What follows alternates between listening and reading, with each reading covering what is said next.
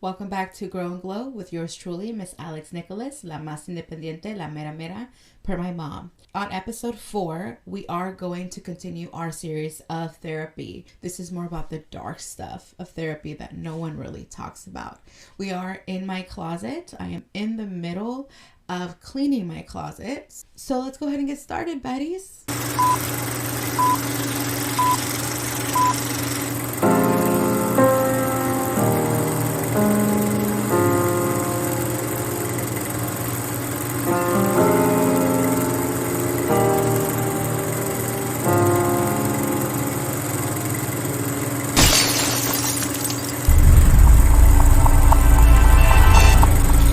Going to give you guys a little bit of a story time. This story is about how I ruined the Mexican fiesta. As the oldest, you are given the role of the party planner. That is really where this story starts. I was asked to play an important role in one of our family members' coming of age events, and I did as I was told every single time. I planned a beautiful party for this particular event, and it all seemed to be going pretty well. Outside of my normal anxiety and stress that I feel, it was okay. But internally, I do have to admit that I was getting a little bit tired of playing that role, of playing the oldest sister role, and of taking up more than I should. I just didn't know how to speak up for myself. So instead of speaking up for myself, I became extremely destructive. I was experiencing the darkest part of my healing journey, and I wasn't aware of how impactful that would be to this event. I remember the event came around and I was already so overwhelmed that I started drinking as soon as the event started, and I didn't stop until I blacked out. And while I was blacked out, I started yelling at multiple people. The person who received the bulk of my verbal abuse was, in fact, my sister. When I woke up the next day and I was told what I had done, a fear came upon me that was irrational but justified. The fear that I had was, what if my sister never speaks to me ever again because of this? And the reason for why I had that fear, if I'm being honest, if I was her, I would have thought about that too. That thought would have crossed my head if it was the other way around. The way I see it is that because there are indirect family members within my environment that practice this behavior, that get drunk and start yelling at people, I know for a fact that I've chosen to sever my relationship with them because of their behavior. Because they decide that it's okay to get intoxicated and start yelling at my loved ones and then turn around and the next day act like everything is okay. And so that's really what I thought about. I thought about how this is such a toxic generational cycle, and my sister had every right to sever her relationship with me. And that was one of the scariest thoughts I've ever had in my life. It comes from a place where I realized that if you're someone who has a family member that is not able to control their alcohol consumption, or even while they're sober, they decide that arguing and screaming and yelling and calling you names is the behavior that they choose, then you have to really decide if you really want to be a part of their life or if you want them to be a part of your life. It is a completely healthy thought to have. I hate it, but I feel like my sister would have been in all her right to disown me because of my behavior. That's when I knew and I realized I have to change. Something has to change because I don't want to ever risk my loved ones deciding that they want to have nothing to do with me because of my toxic behavior. It took us a couple weeks, but my sister and I did sit down and we had a conversation about what happened. We had a conversation about what was said, and we were able to come out of that a little bit better. And it took several conversations to really rebuild the trust and bond that we have. But I will invest my energy time and time again for my loved ones in that way because it's worth it to me. In addition to that, I realized how much I needed to sit down with myself.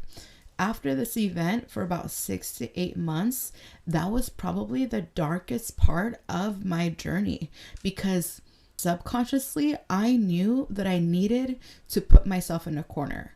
So I definitely went hermit mode. I was still working my 9 to 5. I was still showing up for my friends. If anything, my friends would have never guessed. But I was going through a really dark time in my life. Couldn't get up and move around to help balance the difficult emotions that I was going through, because I had actually suffered an injury, and because of that my body needed time to heal. So it was almost like the perfect storm. I had my body telling me, you need to sit down and rest, my mind saying that I needed to sit down by myself, and my soul just really needed to go inward. I really call this the cocoon phase of my healing, because although I thought I had turned into a butterfly back in 2020, that was nothing. I was still very much a caterpillar. And it wasn't until the autumn and the winter, I believe late 2022, that I really went into cocoon mode. During that time in my life that I really went inward, I was still going to therapy. I was still journaling. I was doing a lot of research on my symptoms and my trauma. I read multiple books. I read a lot of books about it. But I was still having a hard time getting out of bed. I was experiencing functional depression.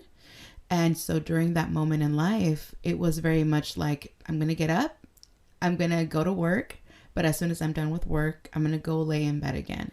And during the weekend, that's what I did. I would lay in bed all weekend. I would watch movies. It was dark. It was a very dark place to be. It wasn't until I started to go to group therapy, and group therapy was actually really great as well for me. I would always talk to my therapist about how I felt very alone in my journey, and she referred me to group therapy, and I was really able to understand the concept of complex PTSD. As individuals, we all carry it differently. Some of us are really good at suppressing it, and the symptoms that we experience when we suppress it or when we don't, I really was able to feel less alone in my journey. And so I really appreciated being able to participate in group therapy, because it helped me feel less alone in my journey. Additionally, I did use THC and CBD for anxiety purposes, and that helped as well. I remember what started to help me feel better while I was taking THC. I would sit down by myself in my room with dim lighting for a couple hours, and I would really work through my emotions, through whatever I was feeling, and I would have these moments of just higher consciousness of my being. And I would cry so much just because I realized how defensive I was toward myself, how I wouldn't even allow myself to sit down and cry.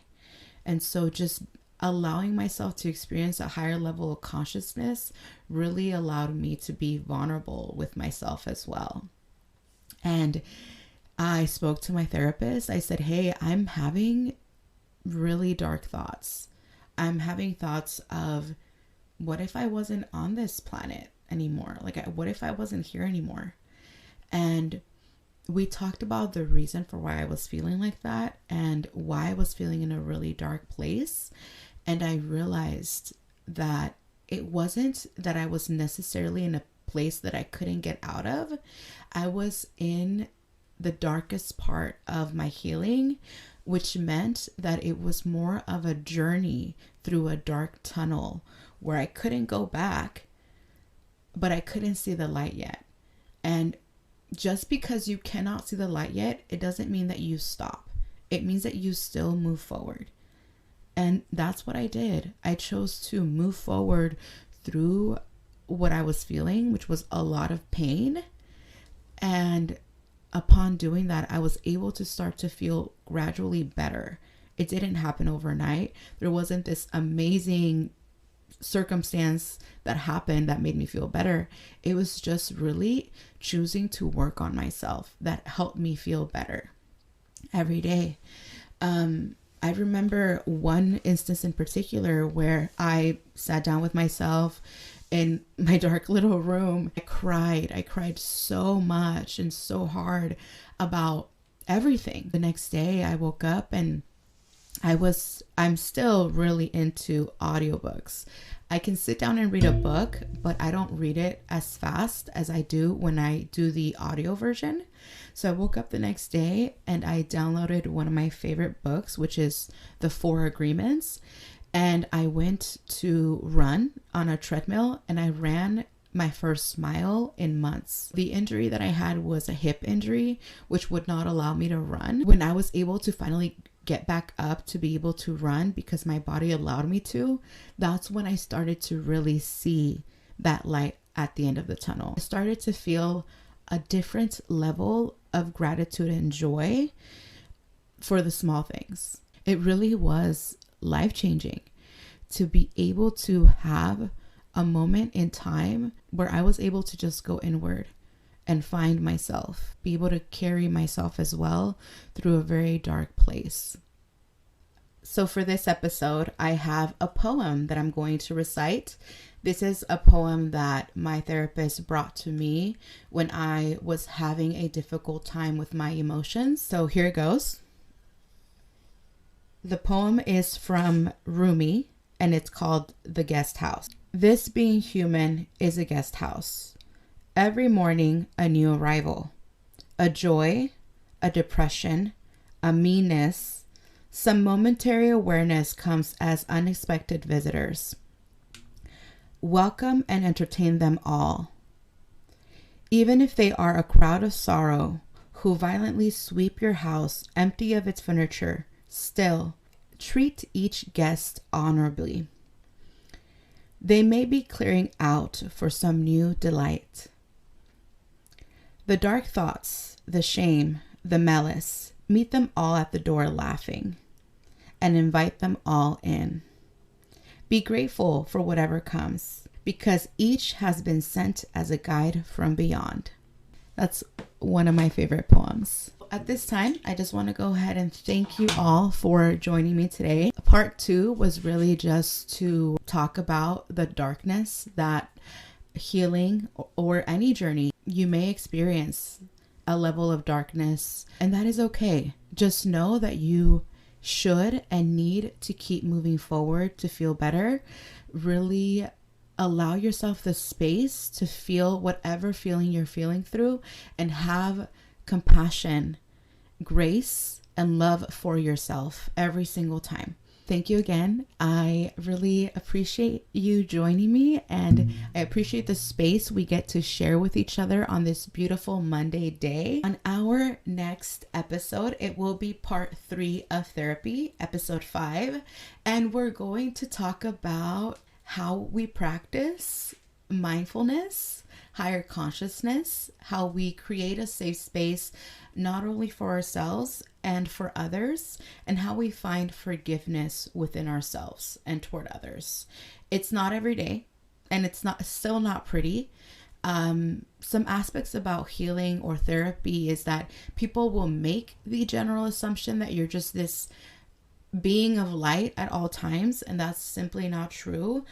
As someone who has been in therapy for a long time, I can guarantee that sometimes you're going to experience dark moments. Sometimes you're going to experience frustrating moments, and all of it is completely okay. Hopefully I will finish cleaning my garage. I think that's what I'm going to work on this next week, is creating part 3 and cleaning my garage. So by the time that I film part 3, hopefully my garage will be clean by then. If not, that's okay as well. Well, again, have a great rest of your week. Thank you for joining Alex La Mera Mera with Grow and Glow. Bye, guys. Mwah.